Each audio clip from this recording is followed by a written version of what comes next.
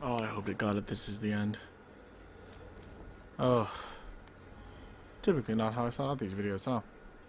Nah, it's a little bit weird, a little bit different, but this is a special occasion, so hopefully.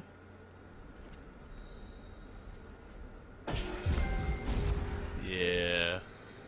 Retransmission, segment 6, acquiring contemporaneity. It has been 109 days since the great catastrophe. The messenger speaks. Good to know. I think if we're all honest with ourselves, change is something that we're all kind of afraid of.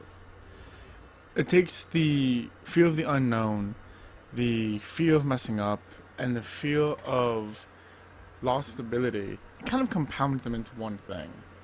And if there's anything you need to know about people who play games and people who fall in love with these series, is that they're not a big fan of change. This is the one that started the Metathesiophobia Saga. I'm not going to say that word again. I'm just going to say it's the Fear of Change Saga. Thank you guys for coming over. So, last year, on October, I decided to tell something of a story where it was, it's the fear of losing your mind and then the fear of ghosts. It's something that I felt you could, go into. And it's something that would kind of make sense from a storytelling perspective. Well, this year, October was coming, and I was like, you know what?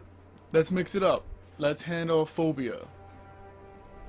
So that's what I wanted to do. I wanted to take a phobia head on. And I could have chosen something a little bit more, I don't want to say mainstream, but something a little bit more normal in a way. Like, I could have chosen hydrophobia. I could have chosen spiders or the undead or something. But I wanted to kind of leave that for future months as I kind of go on this challenge. Because personally, I'm not a big fan of change. I don't like it. I don't really enjoy that. I'm all for innovating? How do I say that word? Why is my face breaking? I'm all for evolving, but some things are just too much. This is the fourth game Assassin's Creed game I've talked about. This is the fourth game I've talked about on Assassin's Creed. I've played at least a little bit of every single game. I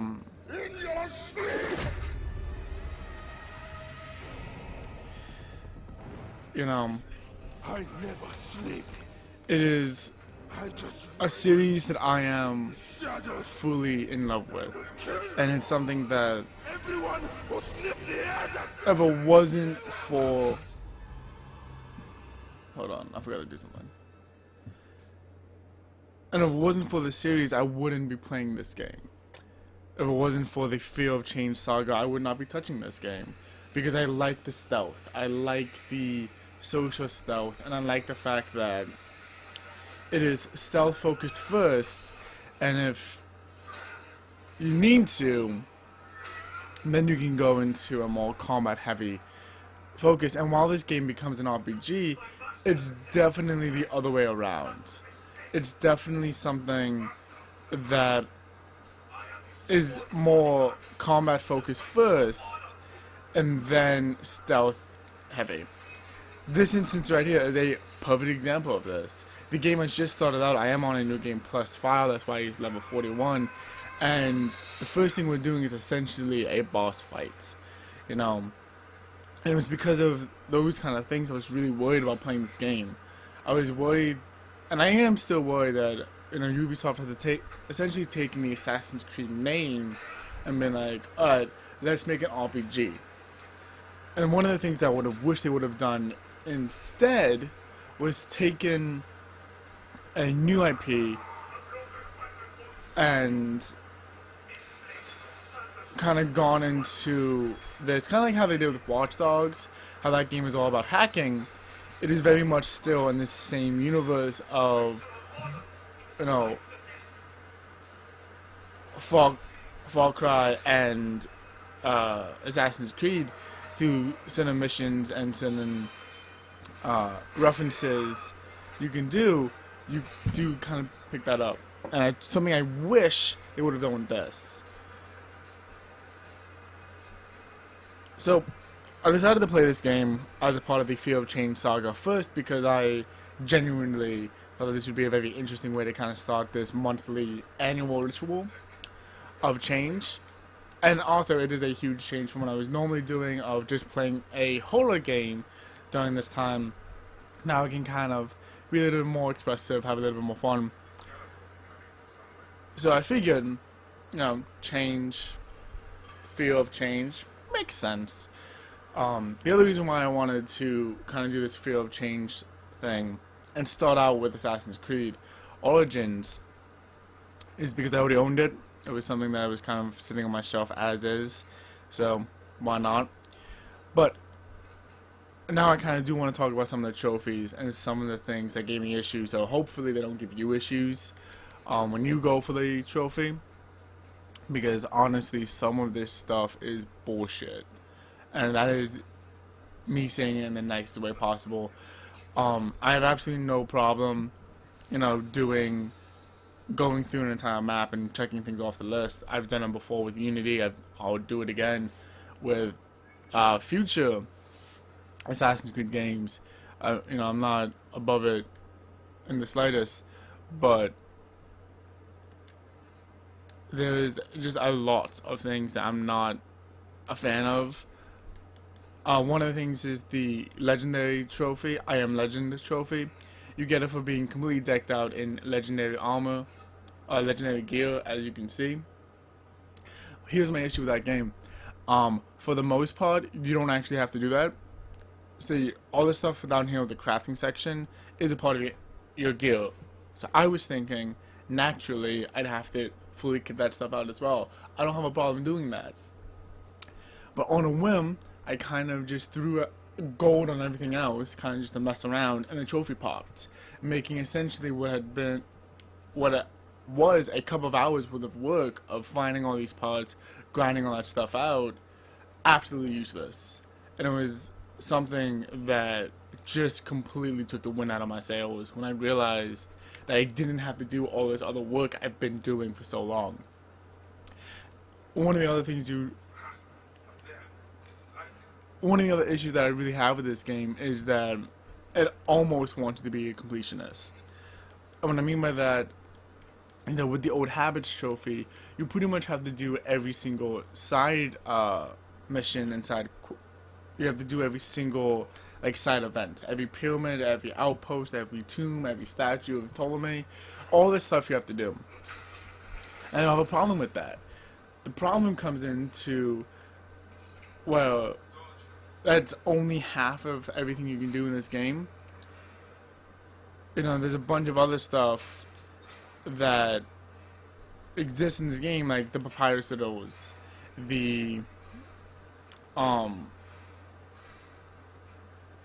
all the papyrus riddles, all the other stuff that is in this game that you just don't have to do. The crafting, the actual side quest, all these stuff that you would think you would have to do, being that there is something for doing all the location names, but you don't, and it becomes this thing of, well, I'm not quite sure where the line is with this game. You know, I would rather this game either go, hey, you don't have to do any of the name location stuff, you have to do a couple more skill-based things, or you just have to do everything. But the fact that it kind of hits this middle awkward ground where it's like you have to do 90% of everything ends up just feeling really wasteful to me. And I kind of hated it. I hated the fact that there's so much of the map that you don't actually get to see. As a part of the story, there's like a good chunk of the deserts you just don't get to see whatsoever. Um, as a part of the story, it's just not needed, and it is something that you have to do for a couple of trophies. You have to do it for the I Know My Land trophy, which you get for defogging the entire map, and you get it for the Old Habits trophy, which is something you have to find these golden pieces of glass called silica, that's kind of thrown around all across the map. Most of them are in tombs and in pyramids and in places where mechanical mechanisms are. But for the most part, that's there. And there are 3 pieces of glass in the middle of the desert, way out there, that there's no marking, there's nothing there. I had to look up a guide to kind of find. I was trying to find a way of quickly making this thing. In the end, there just didn't exist. It wasn't there.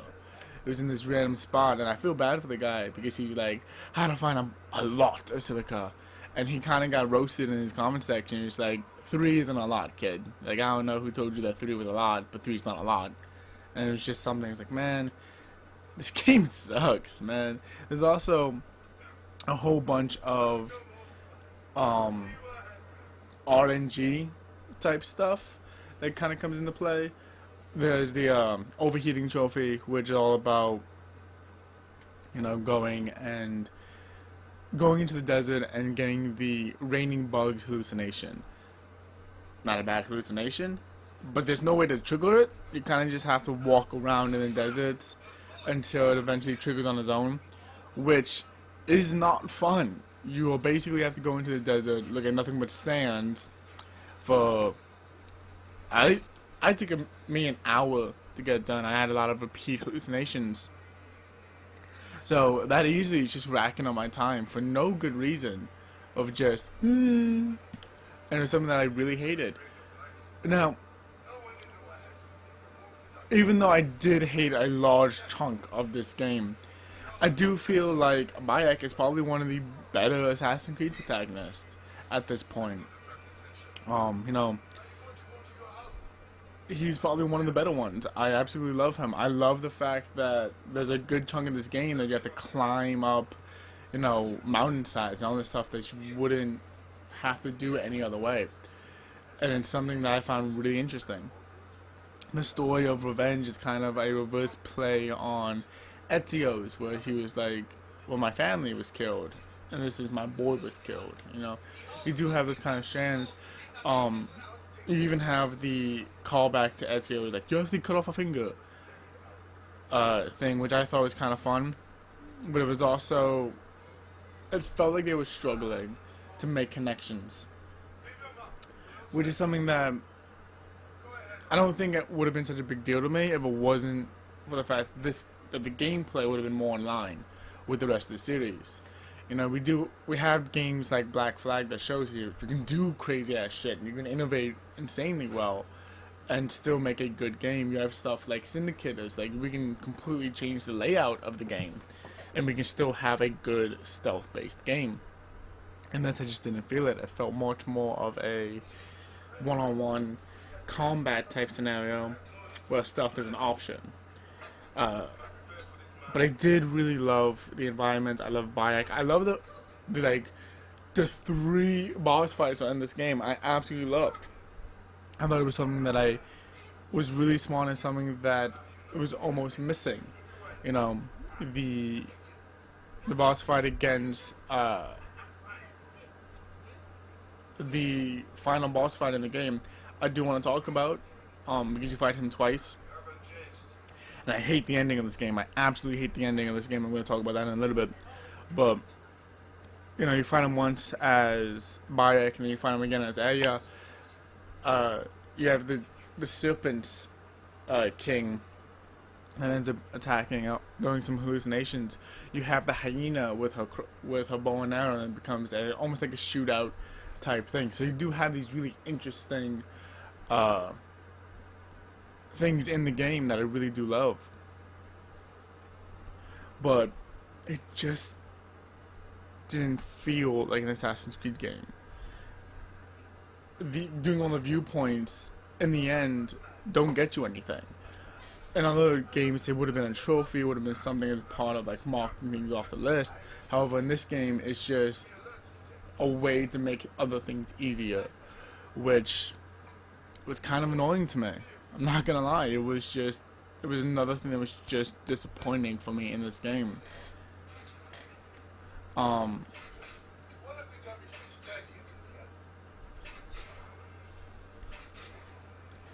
It was just it was things that, you know, I wanted to play a good game and I got a good game, but I didn't get a good Assassin's Creed game.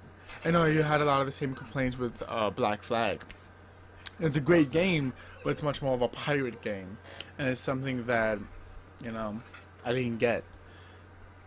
One of the things that I found extremely annoying was the fact that in every other Assassin's Creed game, you have an end puzzle or something that you kind of have to solve and kind of figure out. Syndicate had the like puzzle room and the letters and the scribes. Unity had all of the Unity had all the other stuff. Unity had their whole thing with like an Indian costume at the end, but it was something that you knew was there, you know, and that was kind of the difference. It was something that you knew was going to be there. You knew it was going to be this ultimate challenge, and it was something that was kind of awesome, you know. In this game, you don't really know that that's what you're working for. It's kind of just like, oh, here's a strange mechanism type thing, and you know, at some point you kind of figure, oh, this is going to be more. It's going to be the more lore heavy, you know, animus heavy thing, which again is in every Assassin's Creed game. I don't have a problem with that, but it's basically just a collectathon. It's finding a bunch of things and throwing it into a machine and be like, oh, okay, that's fine. And it's something that's really annoying, you know. So that in itself was frustrating. Just like, I don't know. I think this game is something that, if nothing else, it, you know, really, it causes me to rethink what Assassin's Creed is. And then with Assassin's Creed Odyssey, you do have this whole thing of, well, this is the direction that Assassin's Creed is going. And if you're like me, not a big fan of the difference, it could mean the end of your assassin time, which is something that I don't think anyone wants. You know, anyone who's in love with this series, we're not all hoping for the end of this series. I mean, hell, I don't even have 100 platinums yet I have 4 Assassin's Creed platinums. Like, I love this franchise. I love it dearly. But just the fact that there's so much in this game that doesn't sit right with me frustrates me. You know, I'm going to talk about more trophies now.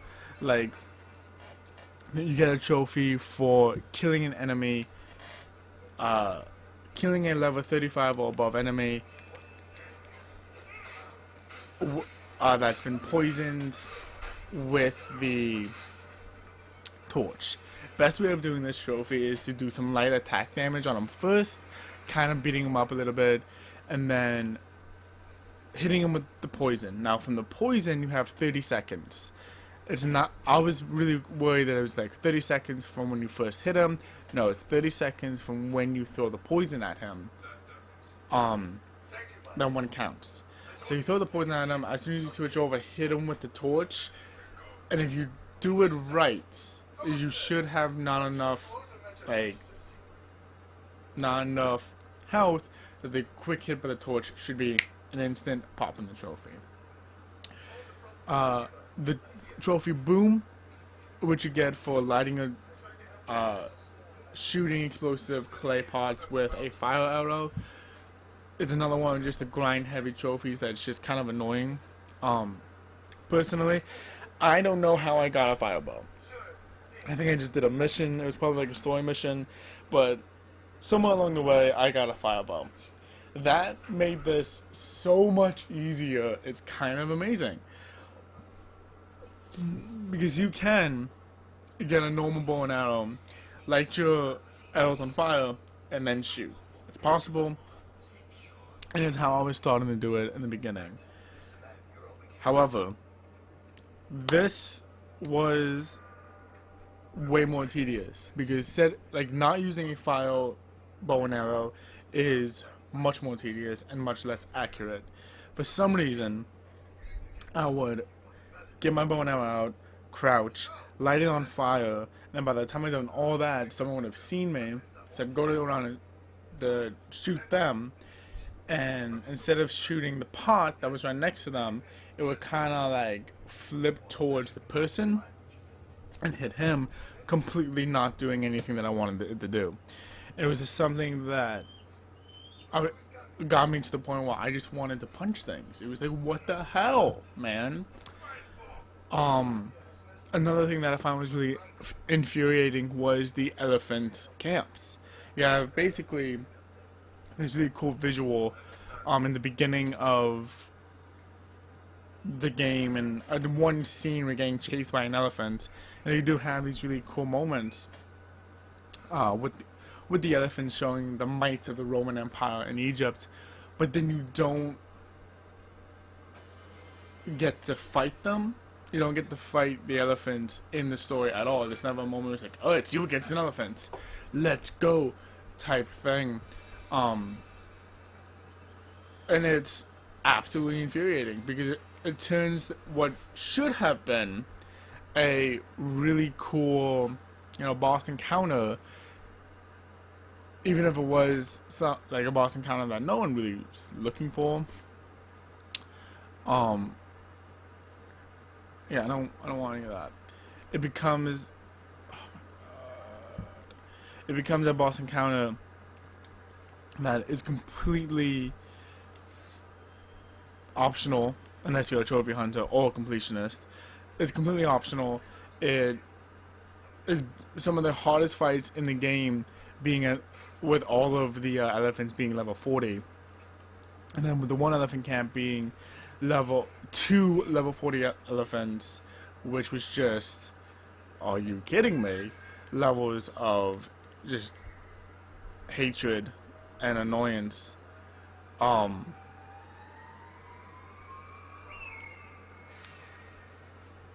It became much more than it was worth. I spent probably a good hour, maybe 2, maybe even 3, on just the one elephant camp that was just the 2 elephants. Mostly because, one, the fights take forever to do. Literally just take forever to do. There's no other way of saying it.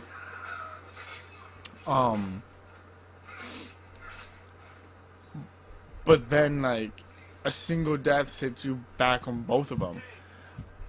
There's almost a Smog. What's the Dark Souls boss fight?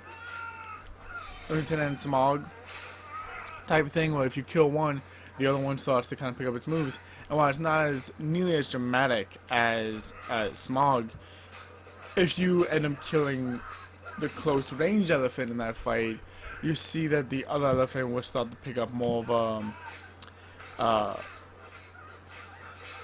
more of aggressive moveset, where they are doing more, close moves. They're all kind of getting close. They're all trying to hit you with their tusk and doing all this other stuff. So it's very much a thing of, well, this is happening now, I guess. And it becomes even more frustrating.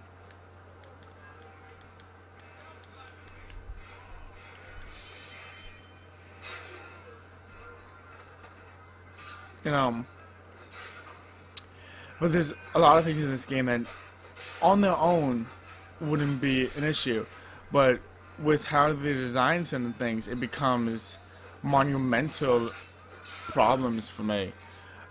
Just the fact that the final strange mechanism requires 50 of the silica set me back another 3 hours. You know, I was so close to finishing. I'm like, alright, I just need another 5. I'm good to go. I get there. It's like, you need 50. It's like, what do you mean I need 50? Why do I need 50? Why do I all of a sudden, what the fuck? You know, I was ready for 15, maybe even 20. But 50, a 10 times jump was insane. The other thing I really love about this game, even though I'm giving it a bunch of shit, is this. The death scenes in this game, the death monologues are so impressive visually and like absolutely just like loved. This is probably some of my favorite parts of the game, was playing and doing this. You know, you get to see really everyone's character really kind of shine through. You get to see all their motivations, and it's something that I absolutely loved.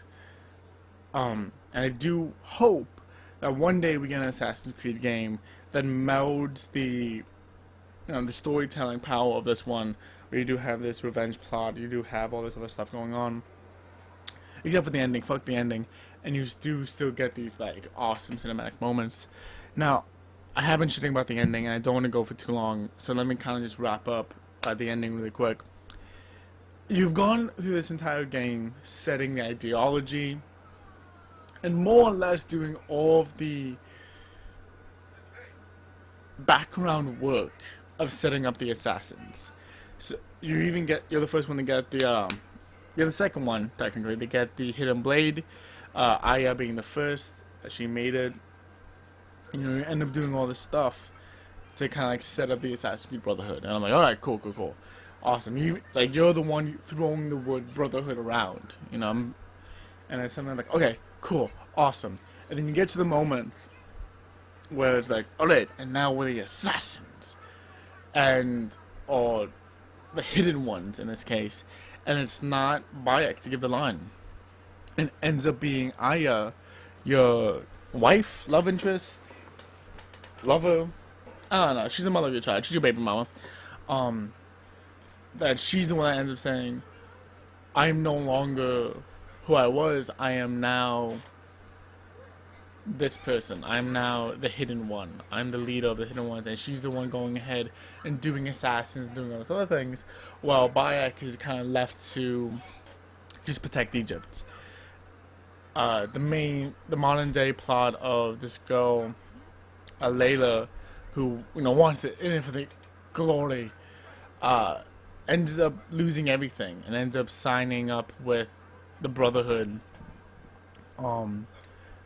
because Abstergo has gone ahead and killed her best friend, and it's supposed to be this thing of, you didn't have to kill my best friend, you didn't have to do this or that, and which totally granted, totally fair. But even the moment right after she killed, like, her best friend gets killed, she's like, fuck you, I'm going back to Animus. Which, okay? I mean, you just said how your best friend got murdered. You know, maybe don't go back into a coma, a self-induced coma. You know, there are a bunch of stuff that just grinding my gears at the end of the day. So I do like this game. I do like everything in the game. I like a lot of the things that this game kind of does. If this game was its own thing, it was like, hey, the guys from Ubisoft have created a new franchise of RPGs where you're going to be in historical places and you're going to be doing things, and even if it was at one point there was this game was like, and now you're up against the assassins and you're up against the Templars, I would be so much more into that than anything else. Like, could you imagine, right, if this was an Assassin's Creed game, it was a new IP, new franchise, and in the end, like 2-3 games down the line, it gets revealed that no, not only is this an Assassin's Creed game, you've been playing from the Templars, and now you have to face off against the assassins.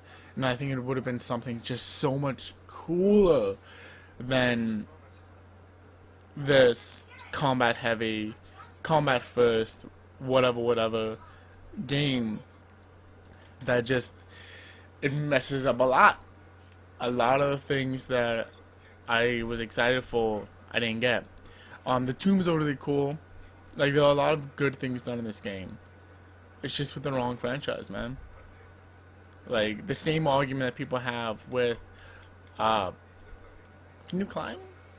Can this kid climb? No, this kid can't climb. I guess I'm used to climbing, I just climb everywhere. You know, the same kind of thing that people say about Black Flag, where it's not really a Assassin's Creed game, it's a pirate game, you know, is my issue with this game.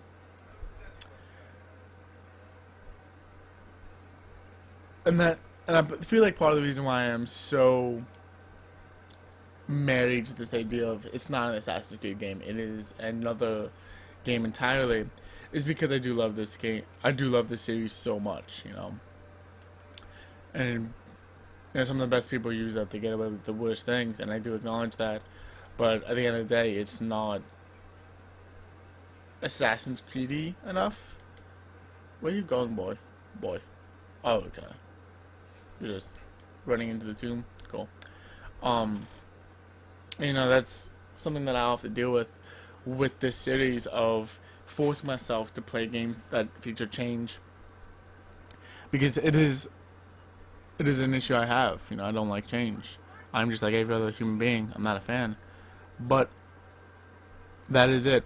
That is everything I got for this game. That's the big, you know, trophies. The ones that I thought were kind of difficult. Everything that I thought was kind of hard. My thoughts of where I was. That's, yep, hitting up the checklist. So now what I'm going to do is I'm going to show you the Platinum Trophy, which in Ubisoft fashion is very lazy. So let me show you.